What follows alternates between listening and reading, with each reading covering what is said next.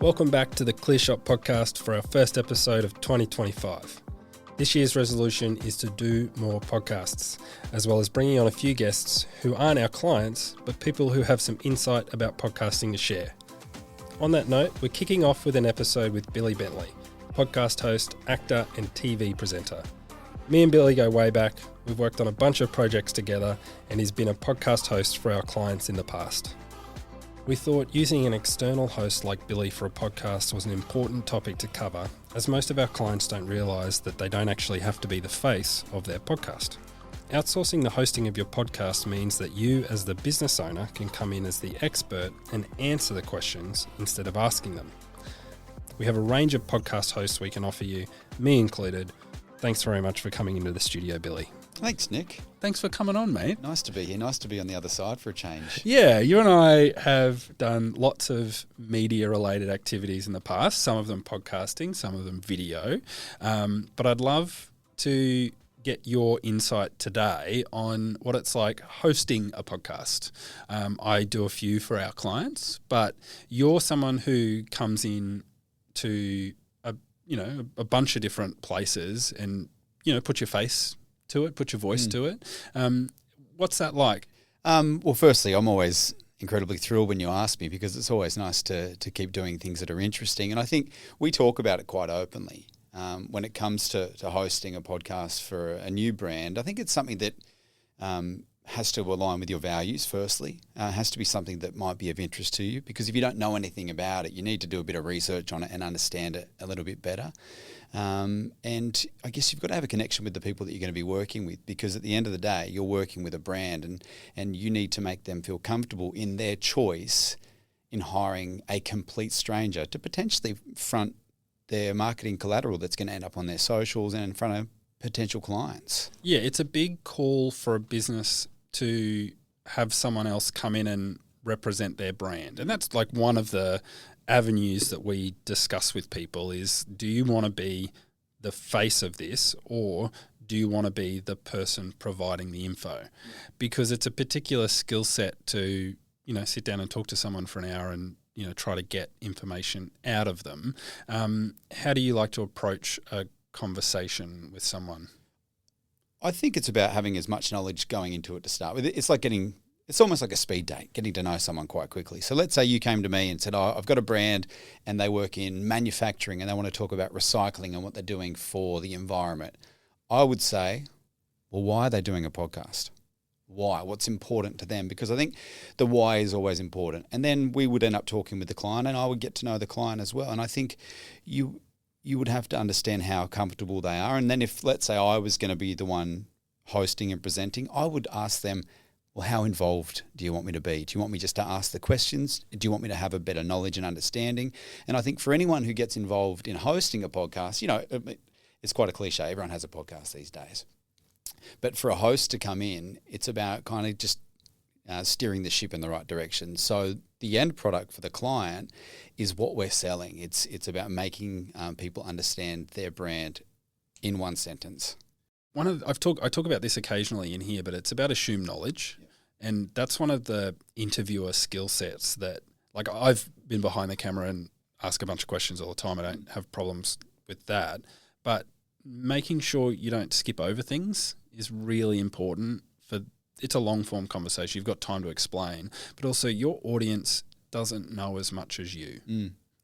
I think one of the questions you asked before is what makes a good host or someone that comes in. It's about having the ability to listen. So knowing that you just said your client or audience doesn't know as much as you, I can then listen to that and then say, well, what is it your audience wants to know about you that you think they don't know? Or I think it's about looping it back. So, but it's about having a clear agenda as well. We've worked together over time, and I think, if we know we're going to do 8 episodes on a certain brand or a certain topic, we make sure we're going to cover it off, and we talk to the client and we say, look, this is what we're thinking. This is the first episode. This is why, and this is why we think it might work. What do you think? And I think it's just a collaborative process at the end of the day. I think one of the traps that we fall into, and I certainly have, is the first episode is always, why are you doing the podcast? I think we should not do that for the next one. Yeah, it's a good shout. Yeah, I think it's definitely worth talking about, but it doesn't have to be the first thing. give your best stuff away for free. Let's give away the best stuff, not your opinion on why you're doing a podcast. Have you seen an increase in interest in podcasting this year? Yeah, absolutely. It's a really great medium for businesses to explain their product. And it's not about lots and lots and lots of viewers. It's about the right viewer that wants to know more about you, and you're giving it to them in a way that hopefully they want to consume. So some people want to read a blog, some people want to watch a video, some people want to listen to a podcast because they want to hear from you and get to know more of you. One of the things like that leads me to is the conversation that we have often with new inquiries is, are you going to be the host or do you want to be the expert? Because particularly some of the fertility doctors that we've worked with in the past, they're experts. Like, they're not the host. People want to learn about you and your service, so we need to figure out how to provide a host that's going to ask you the questions, because people have a story to tell, which is awesome, but that doesn't mean you want to sit down with someone. And also it gets rid of that I need to sit down and talk into a microphone by myself for 20 minutes. Which is not an easy thing to do. Which is incredibly difficult. Especially when you're conscious of the time. I think it's interesting when you talk about clients looking for a host. What are they looking for in a host, and what do you think some of the roadblocks have been?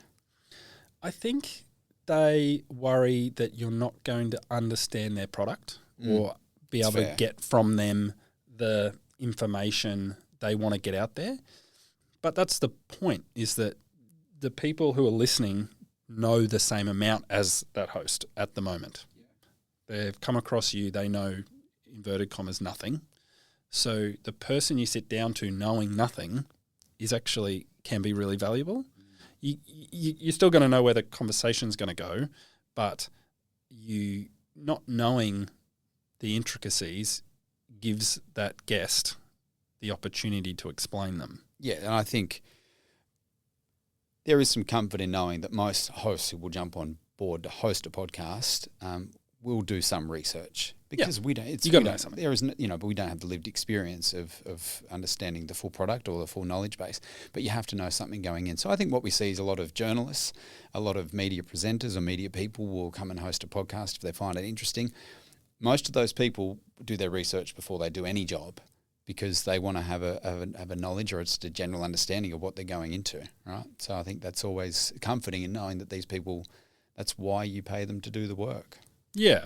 And it is there are fees involved. Like, you've got to be paid for your time. It's not an inappropriate question. No. It's never a nice thing to talk about. But again, it's like anything. There is, you wouldn't have a plumber come out and fix the tap for nothing. Yeah, it is a skill set to which there are costs involved, and it's not just the time sitting in the chair. It's also the time prepping, which we've discussed, but it's also you're putting yourself to a product or to a brand or to an idea, and that's not worth nothing. No, and it's an attachment. It lives on in social media these days. It lives on in podcasts and iTunes and Spotify, etc. So, if all of a sudden I put my face to a trucking company, well, why? Why am I doing it? I think as well, that's the other question. If it's got to be beneficial for both parties. Do you think about that more often now than you did 10 years ago? Putting my face to something, absolutely. Yeah. Yep. It's a big.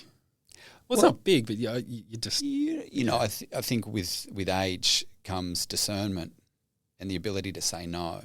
Where like in most industries, we often say yes because we think it's for the betterment of what we're doing, because you're learning. But these days, I think I say no more often than I say yes, because it has to be something that I believe in or I want to be a part of. Or excited about. Yeah, or it pays. And a certain amount of cash. Yeah, that's allowed too. But I also won't just take a big paycheck for something I don't agree with. Yeah. That's the other side of it. And I think more people are like that these days. When I'm interviewing someone, I sort of switch in my head, in my attitude, in my eye contact ability to lock in and try to connect with someone. I make everything really light and bubbly, and everything's not a problem. Let's work it all out together. Do you have a way of making someone feel comfortable, or just preparing them for the thing that's about to happen to them? Jesus, that's a loaded question, Nick. Normally I buy them a drink. Because I purposely, I will switch into a different mode. Yeah, I think you become the better version of yourself. You become affable. You understand who you're going to talk to, I think, to start with. So if I'm coming in to speak with a CEO of a tech business, right, I will try and have an understanding of who they are. But I will never try and I think it's the old adage, you're not the smartest person in the room. So I will be there to learn something from them as well. And I will try and put them at ease by having done my research and knowing what I'm going to go in and talk to them about. Because if I'm relaxed, then they're going to be relaxed. Yeah, well, that's sort of more what I was getting at, is that it's not a big deal. Let's all sit down together. We're going to make edits. We can re-record things. We can have 2 goes at this. The best thing about a podcast is we could stop right now and go, and we could stop right now and pick it up again. Yeah. Because that's the beauty of it, And I know a lot of people do a long 3.5 hour unedited podcast, so much chat around that. But I think in terms of a business, it's about focusing on what's important. And you can get as much information out in 15 to 20 minutes as you can for 45 minutes. It's up to you. So I think for me, it's about knowing the window we've got, being comfortable and relaxed, understanding what they want to get out of it and hitting all those points, but also listening to what they're talking about. And if I hear something interesting, I'll ask that question. Yes. Because there's a little nugget in there that we may not have tapped into because we might have been nervous when we were talking about stuff when we prepped, or it might lead to something even more interesting that we want to cover off in the 2nd or 3rd episode. So yeah, always open to doing different things. So I know you do a lot of racing coverage, and because you're also very interested in it, I'm sure you're happy to share that publicly. But for smaller or other projects, is it part of the deal that you'll promote it through your personal channels as well? It's an agreement, I think, beforehand. It's a discussion that will be a part of it. It's like any commercial agreement you do these days. Social media is probably an add-on. Okay. If I'm not comfortable in sharing it, then I probably won't do the project in the first place. Yeah. But if I want people to know that I'm a part of something, then I'll post a link in my story if you put it on Instagram, or I will share it because I think it's important. That's why you sign up to be a part of something. I think, again, most people who will come and host a podcast want people to know that they're working and they're a part of something cool, interesting. Yeah, and if the show's going to be promoting it publicly anyway, there's really no harm in sharing the love and putting it out there more as well, right? Absolutely. Yeah, I think it's one of those things. We live in a world where we consume so much media anyway. I am conscious about what I do put on my social media. And again, it just comes back to what we said. If it's not something you don't align with, then you're not going to do it in the first place. Yeah. Cool. Billy, thanks very much, mate. It's a bit of a different one for us. We usually just talk to clients about their podcasts. So, what have you got coming up? What's your big podcast idea that we're going to hear from in the 2025? There's a lot. I know we talk. I think, and if anyone can take some solace out of this, please find it, because we're all as guilty as each other.